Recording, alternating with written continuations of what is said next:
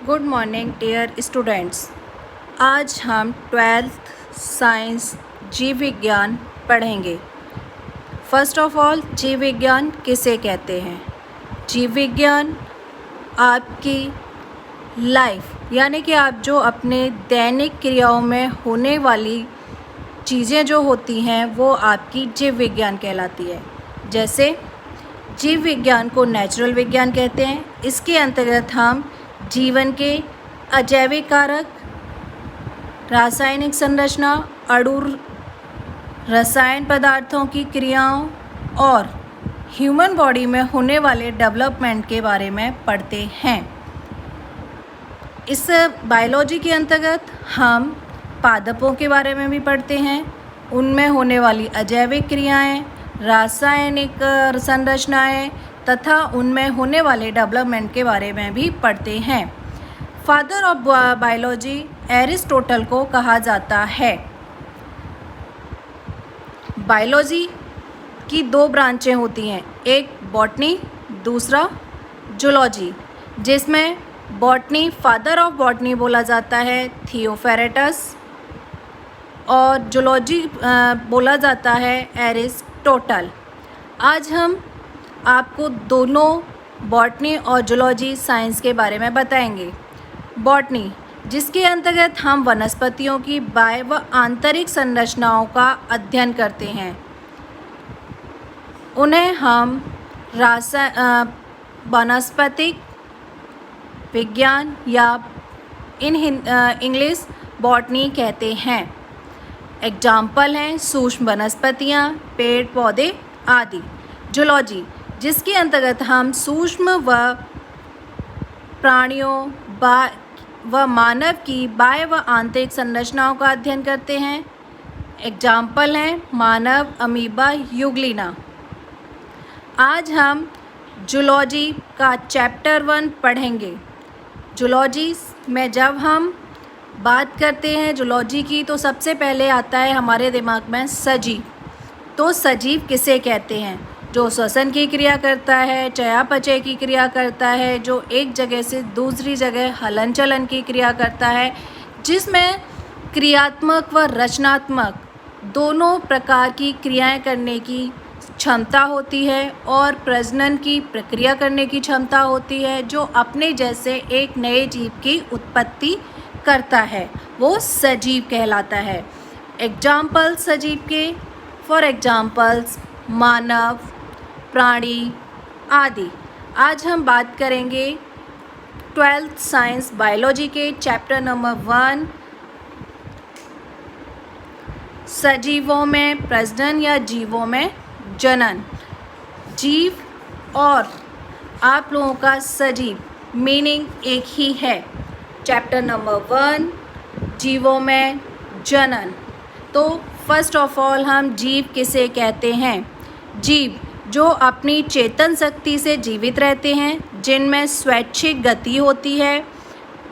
For example प्राणी, सूक्ष्मजीव, मानव आदि।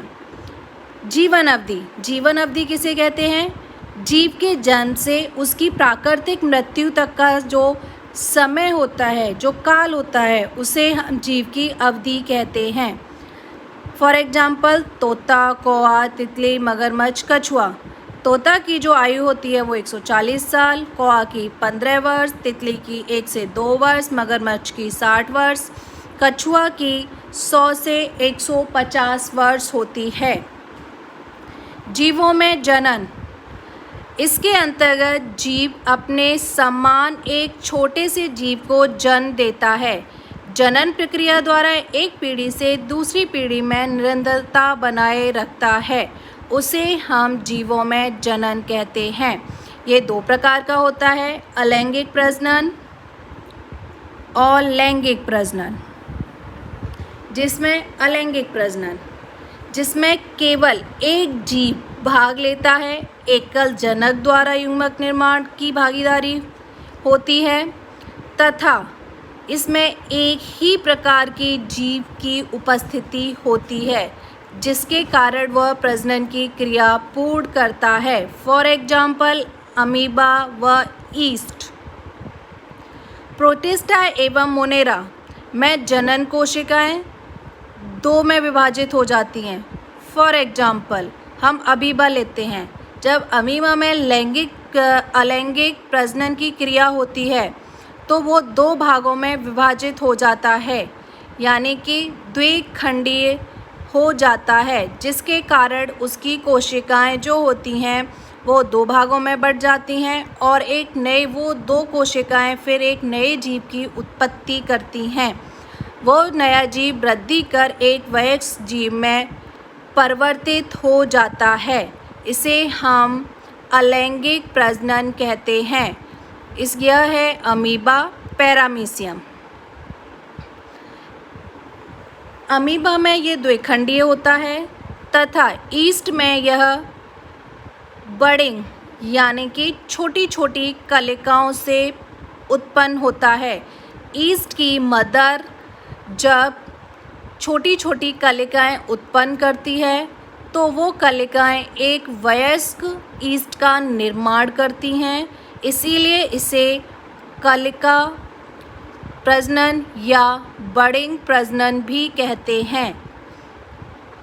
और इसके एग्जाम्पल हैं ईस्ट, स्पंज आदि।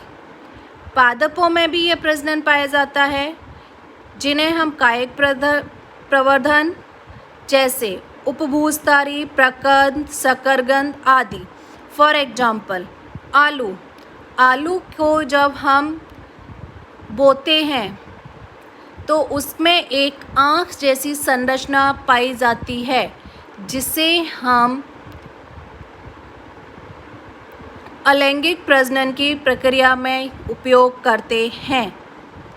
बात करते हैं अब लैंगिक प्रजनन की।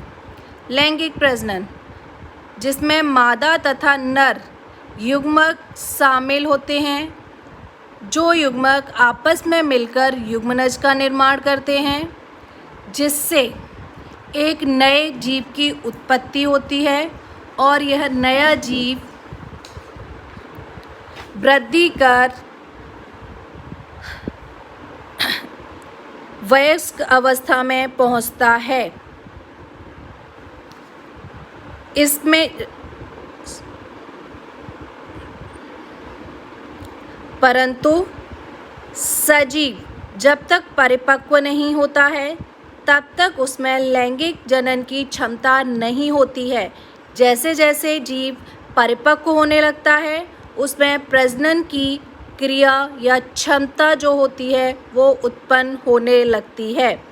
वृद्धि का यह काल किशोरावस्था कहलाता है तथा पादपों में यह कायिक प्रावस्था कहलाता है।